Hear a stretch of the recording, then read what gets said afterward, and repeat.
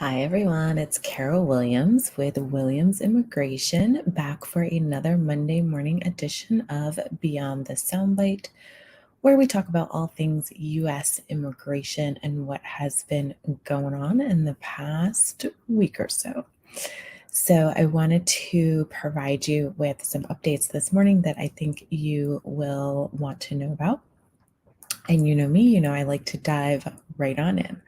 So, the first thing I want to talk about are physical examination of I-9s. So, we all know that in general, um, your I-9 documents, the supporting documents that you receive from your employee, need to be reviewed in person. So, generally, you need to see the actual physical document, whether it's their passport, whether it's their social security card, whether it's their driver's license. Doesn't matter if your employee is a US citizen or an immigrant. You need to be looking at those documents in person.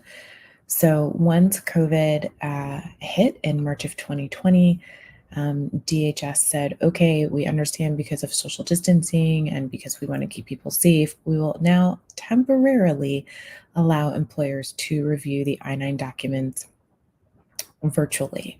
And so they had been saying this was just a temporary measure and that, make sure that you keep a list of people that you're reviewing virtually, because when we stop this temporary measure, you are in fact going to have to look at all those documents in person after, the temporary measure is over.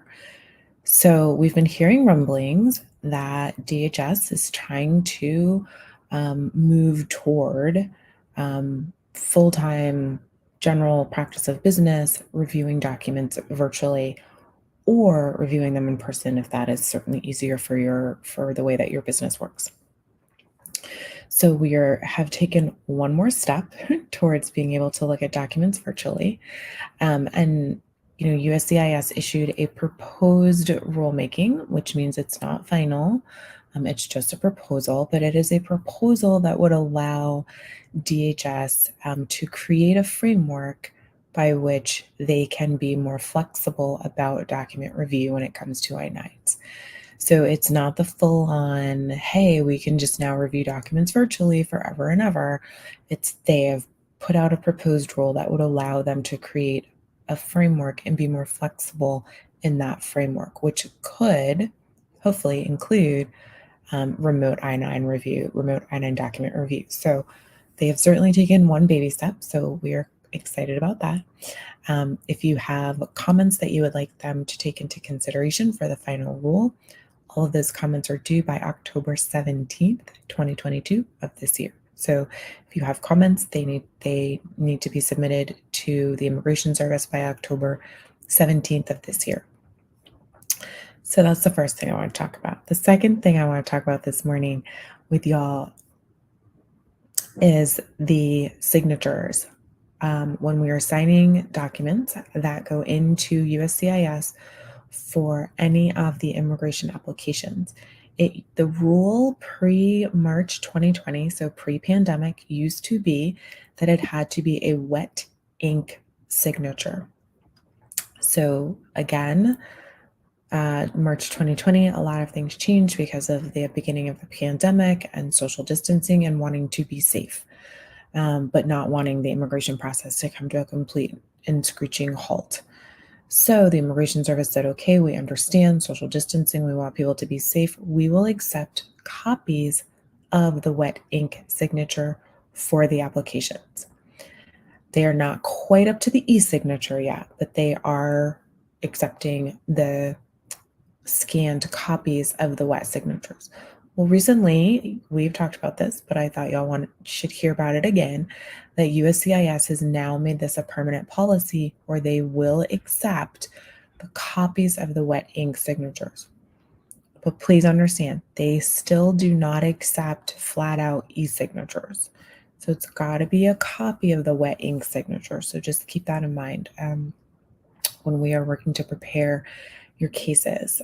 So that is something that I wanted to remind you all about, just in case you had forgotten about that. And the last thing I want to talk to y'all about is the H-1B cap for this current fiscal year. So the last year's H-1B cap, there were three lotteries. So USCIS ran the lottery 3 separate times. So I think a lot of us were kind of expecting that USCIS would run the lottery at least twice this year. Maybe not 3 times, but at least twice. Well, the Immigration Service wound up running the lottery 1 time this year. So the current H-1B cap lottery is now closed. Late last week, you should have received in your My USCIS account, your status should have been updated to say not selected. So if it says not selected, that is the final notification that you will get for this year's cap. Not selected means that you are not able to file a full H-1B application that will go towards this fiscal year's cap. Your next opportunity to file for a cap subject H-1B will be entering the lottery in March of 2023. That is when they will reopen the new H-1B lottery. So if you did enter the lottery and you have not checked your My USCIS account recently, please go in and do so, and just make sure that now says not selected.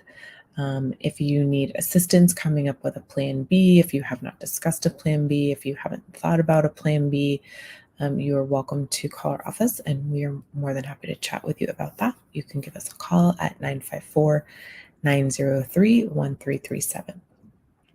Now, also in relationship to this cap issue, there are cases that are not subject to the cap that the Immigration Service is still processing just like normal. So if you have already been counted towards the cap, so if you were cap subject last year and you won the lottery and you for some reason only requested a year or maybe a year and a half, you can file an extension on that H-1B because you've already been counted towards the cap. If you've already been counted towards the cap, and maybe you're in a part-time H-1B position and you want to pick up another part-time H-1B position, you've already been counted towards the cap, so you're okay. If you are changing employers, but you're already in H-1B status and you are just changing employers and you've already been counted against the cap, you are not cap subject if you're changing employers. And then we have, individuals, their applications are generally not subject to the cap. So if you have questions about whether or not your application would be subject to the H-1B cap, again, feel free to reach out to our office. We're more than happy to have that conversation with you and see how we can help you. And again, if you're potentially looking for a plan B and you're just not quite sure what that looks like, if you were not selected in the cap, feel free to reach out to us. So this is all I have for this Monday morning for y'all. I wanted to keep this one a little bit shorter for you. But again, I am Carol Williams with Williams Immigration, and this is Beyond the Soundbite, where we talk all things U.S.-based immigration. So if you have any questions about immigration, your case specifically, feel free to reach out to my office, 954-903-1337. Have a great rest of your